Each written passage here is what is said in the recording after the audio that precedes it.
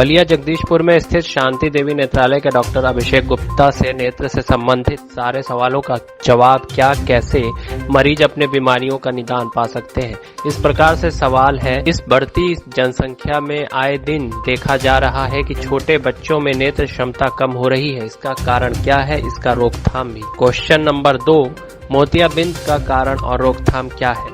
Question number 3, मोतियाबिंद कैसे विकसित होता है और उपचार के विकल्प क्या है।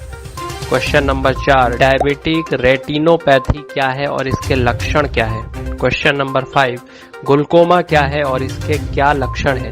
सारे सवालों का जवाब डॉक्टर अभिषेक गुप्ता ने दिया। जानिए क्या कुछ कहा अभिषेक गुप्ता ने।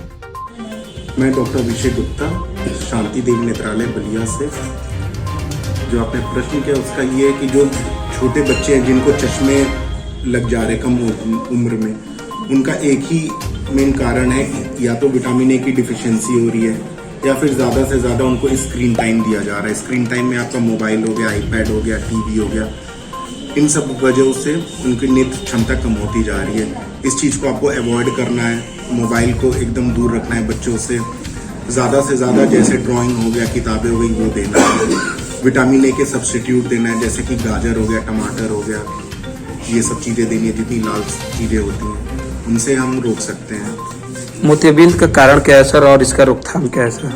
देखिए, मोतियाबिंद एक हमारा लेंस होता है, कुदरती लेंस होता है जो कि ट्रांसपेरेंट होता है। ये जब प्रोटीन इसका खत्म होने लगता है, डीनेचर होने लगता है, उसी को मोतियाबिंद कहते हैं। इसका कारण एक ही कारण है कि अगर हम अच्छा खान पान नहीं रख रहे हैं, हरी साग सब्जी नहीं खा रहे हैं या फिर व्यायाम नहीं कर रहे हैं, एक्सरसाइज नहीं कर रहे हैं, इन्हीं सब कारणों की वजह से मोतियाबिंद होता है। तो मोतियाबिंद कैसे सब विकसित होता है, मतलब बढ़ता है कैसे, विकसित उसका होता है मोतियाबिंद का। मोतियाबिंद एक हमारा नेचुरल प्रोटीन होता है।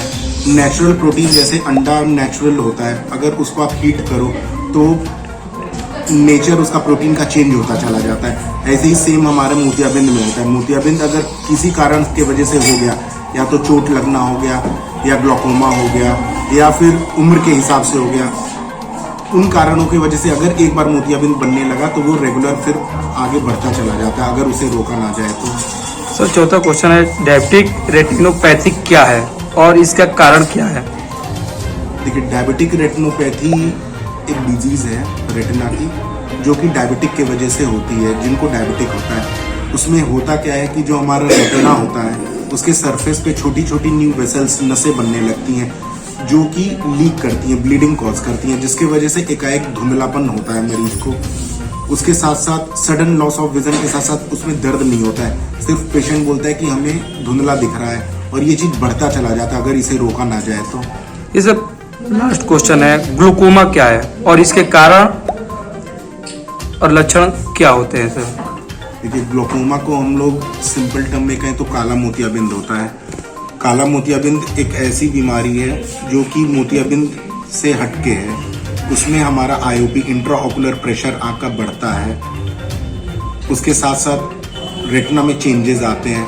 फिर हमारी विजुअल फील्ड होती है, साइड से देखने की क्षमता कम होती चली